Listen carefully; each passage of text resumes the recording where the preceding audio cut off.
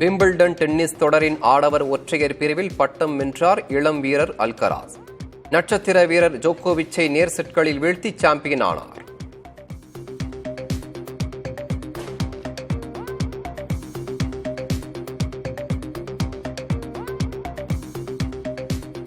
ஜிம்பாப்வேக்கு எதிரான 20 over cricket போட்டியில் 42 ரன்கள் வித்தியாசத்தில் இந்தியா வெற்றி. 4-1 என்ற கணக்கில் தொடரை வென்று அசத்தல்.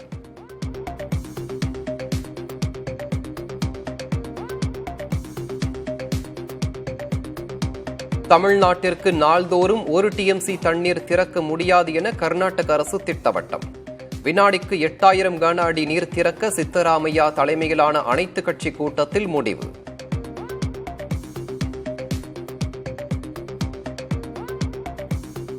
புதுச்சேரி புதுநகரில் பாதாள சாக்கடையில் இருந்து வீசிய துர்நாற்றம். மீண்டும் விஷவாயு கசிவு என அஞ்சி மக்கள் சாலை மறியல்.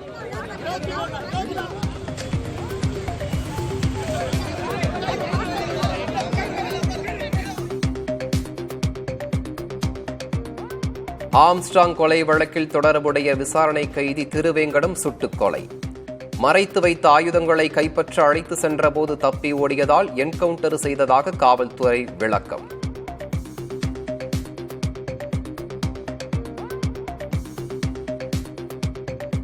திருவேங்கடம் என்கவுண்டரில் சந்தேகம் இருப்பதாக எடப்பாடி பழனிசாமி குற்றச்சாட்டு. சரணடைந்தவர் ஏன் தப்பிச் செல்ல வேண்டும் என தலைவர்கள் கேள்வி.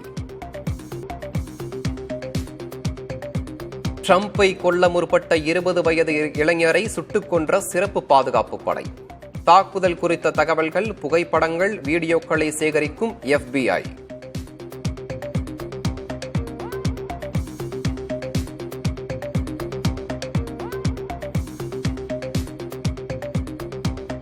நீட் முறைகேடு தொடர்பான முதலமைச்சர் மு.க. ஸ்டாலினின் கடிதத்திற்கு ராகுல் காந்தி பதில். அரசு மருத்துவக் கல்லூரிகளில் வசதியுள்ளோருக்கு மட்டும் வாய்ப்பு கிடைப்பதை தடுக்கும் கூட்டு கடமை இருப்பதாக கருத்து.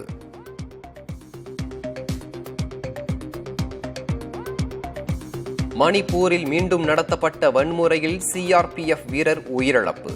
பிரதமர் மோடி எதையும் கண்டுகொள்ளாமல் தனக்கான உலகத்தில் மகிழ்ச்சியாக இருப்பதாக காங்கிரஸ் கண்டனம். கர்நாடகாவில் பரவும் டெங்கு காய்ச்சலால் தமிழக எல்லையோர மாவட்டங்களில் முன்னெச்சரிக்கை. டெங்கு தடுப்பு நடவடிக்கைகளை தீவிரப்படுத்த பொது சுகாதாரத்துறை உத்தரவு.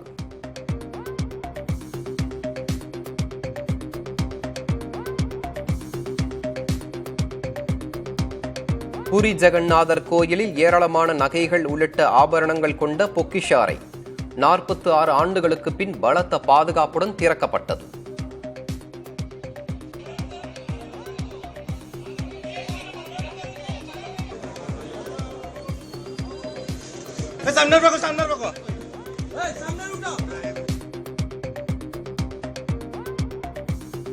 ஆம்பூரில் விளைநிலத்தில் புகுந்த காட்டு யானையை வனத்திற்குள் அனுப்பும் பணி தீவிரம். வயதான யானையாக இருப்பதால் மயக்க ஊசி செலுத்தி பிடிப்பதில் சிக்கல்.